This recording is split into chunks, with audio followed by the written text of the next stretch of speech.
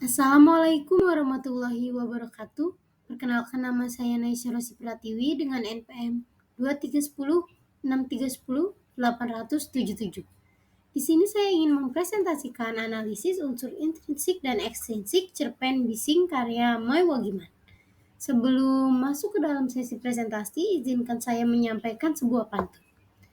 Ke pasar membeli ikan, jangan lupa membeli nampan. Teman-teman sekalian, selamat menyaksikan. Semoga apa yang saya sampaikan bermanfaat untuk masa depan. Baik, selanjutnya saya akan membacakan daftar pembahasan di dalam presentasi ini. Yang pertama, kita mulai dengan pendahuluan, dilanjut dengan rumusan masalah, kajian pustaka, analisis unsur intrinsik, analisis unsur ekstrinsik, dan terakhir simpulan. Baik, sekarang kita masuk ke pendahuluan. Nah, di sini ada latar belakang masalah dan tujuan. Cerpen Bising karya Mai Wagiman menggambarkan dampak kebisingan lingkungan perkotaan terhadap kesehatan mental individu. Cerita ini tidak hanya menggambarkan kebisingan sebagai gangguan fisik, tetapi juga sebagai simbol ketegangan mental dan sosial yang dialami oleh tokoh utama.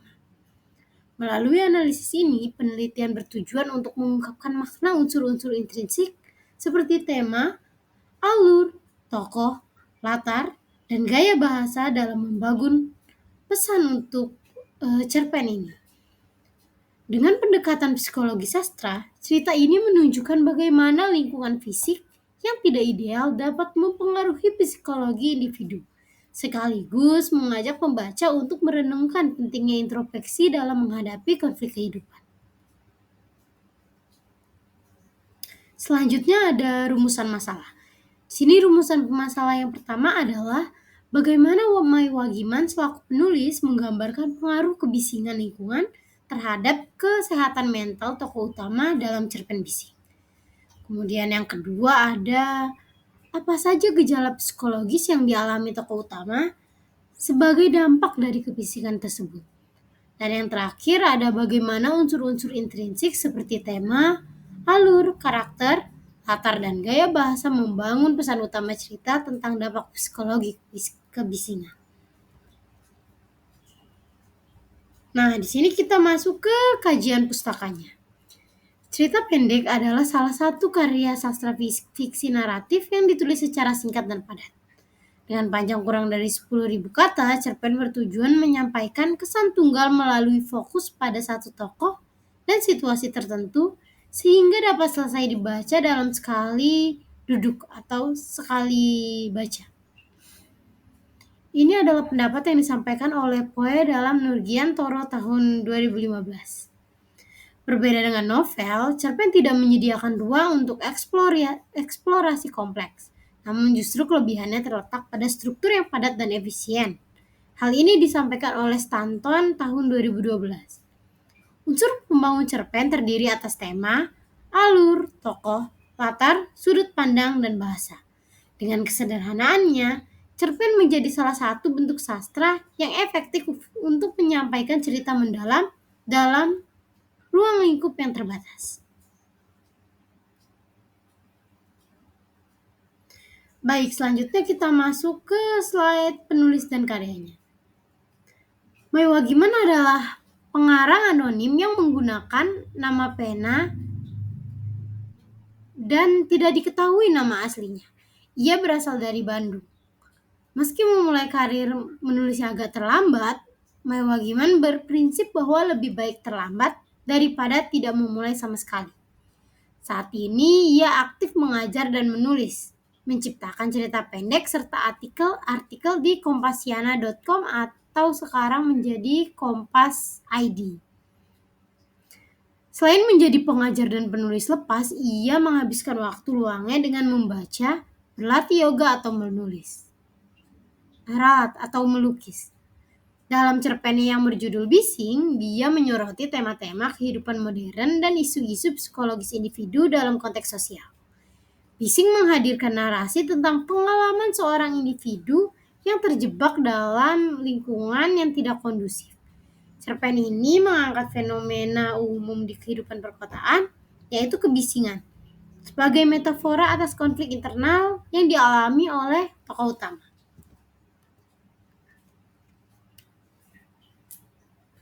Baik, di sini kita masuk ke sinopsis.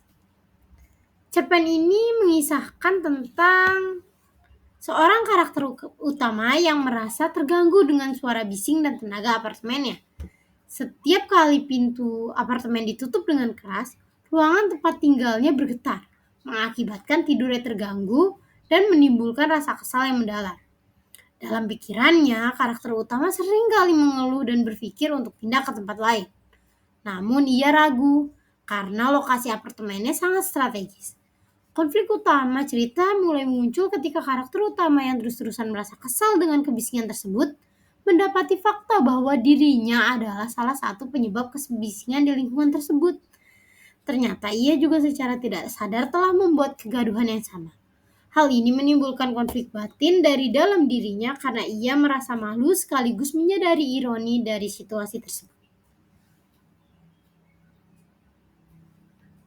Baik, di sini kita masuk ke analisis unsur intrinsik. Nah, cerpen Bising karya Mai Wagiman ini membahas konflik sehari-hari di lingkungan apartemen yang bising. Dikemas melalui narasi sederhana namun sangat ironi. Analisis unsur intrinsik ini mencangkup sinopsis, alur, tokoh latar, sudut pandang bahasa, amanat, dan tema. Berdasarkan panduan dari Nurgiantoro tahun 2015. Nah, di sini kita masuk ke tema.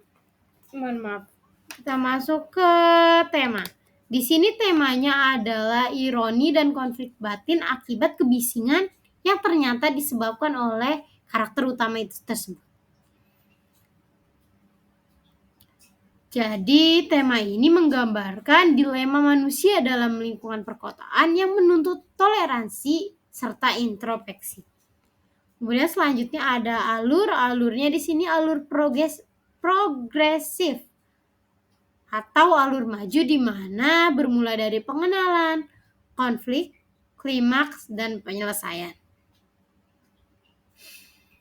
Jadi untuk pengenalannya ini dimulai dari pengenalan kondisi apartemen, kemudian berkembang ke konflik akibat dari kebisingan tersebut, hingga mencapai klimaks saat tokoh utama disadarkan oleh tetangganya bahwa dia merupakan salah satu penyumbang dari kebisingan itu, dan diakhiri dengan introspeksi dari karakter utamanya.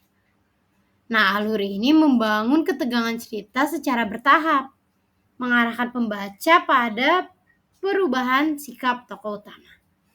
Lalu selanjutnya ada tokoh. Di sini tokoh utamanya itu adalah aku.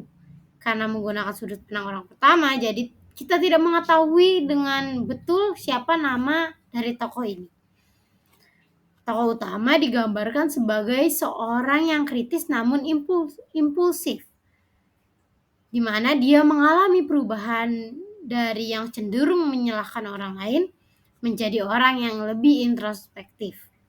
Nah, perubahan ini dipicu oleh karakter tambahan atau karakter pendukung, yaitu tetangga dari karakter utama. Ia memberikan kritik halus yang berdampak besar pada kesadaran dari tokoh utamanya. Selanjutnya ada latar. Nah, latar cerita ini itu berada di apartemen tua yang berada di Jepang. Nah, untuk waktu, kemungkinan waktunya di pagi hari dan malam hari. Yaitu dimana ketika karakter utama ingin berangkat kerja dan ketika karakter utama ingin beristirahat di malam hari.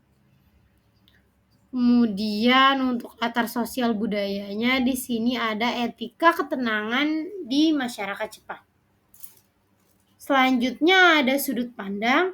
Nah, seperti yang sudah saya sebutkan sebelumnya, sudut pandang yang digunakan oleh Mai Wagiman dalam cerpen ini adalah sudut pandang orang pertama atau aku. Jadi cerita diceritakan dari sudut pandang karakter utama, mulai dari pendahuluan hingga ke penyelesaian masalah. Kemudian terkait dengan bahasa yang digunakan oleh Mai Wagiman di cerpen ini itu bahasa Indonesia yang lugas dan emosional, di mana memperkuat ekspresi kegelisahan dari tokoh utama. Narasi yang kaya akan deskripsi dan repetisi menciptakan suasana gaduh yang realistis, sementara ungkapan tokoh utama menunjukkan konflik batin yang ia alami. Kemudian terakhir ada amanat. Amanat ini mengajarkan tentang pentingnya introspeksi dan kesadaran diri, di mana melalui ironi yang dialami oleh tokoh utama, pembaca diingatkan untuk tidak hanya mengeluhkan tindakan orang lain, tetapi juga merefleksikan diri sendiri atau menciptakan mengintrospeksi diri sendiri, apakah kita telah menciptakan masalah di lingkungan itu atau tidak. Kemudian kita masuk ke unsur ekstrinsik. Nah, untuk unsur ekstrinsik ini saya hanya akan menjelaskan secara singkat. Jika ingin mengetahui lebih lengkap, saya sudah melampirkannya di file makalah. Di sini cerpen Bising karya Mai Wagiman mengangkat konflik psikologis yang dialami oleh tokoh utama akibat ketidaknyamanan dari lingkungan tempat tinggalnya. Dengan pendekatan psikologis, cerita ini mencerminkan pergulatan emosional dan konflik internal yang kompleks, konflik utama yang sangat kompleks.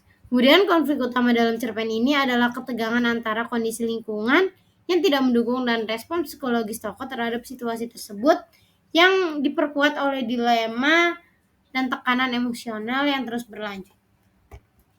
Kita sudah ada di akhir dari presentasi ini. Kesimpulan yang bisa kita dapat dari presentasi ini tentu saja bagaimana lingkungan tempat kita tinggal bisa mempengaruhi psikologi seseorang, di mana kita juga harus bisa introspeksi diri dan tidak hanya selalu menyalahkan orang lain. Kemudian terkait dengan unsur-unsur intrinsik yang bisa membangun keseluruhan cerita pendek tersebut. Nah, sebelum kita akhiri presentasi ini, saya ingin mengucapkan terima kasih sebanyak-banyaknya untuk yang sudah menyaksikan, dan mohon maaf apabila ada kesalahan dalam berkata. Kita tutup presentasi ini dengan pantun. Minum es kelapa dengan biji selasih. Sekian presentasinya, dan terima kasih. Sampai berjumpa lagi. Dadah.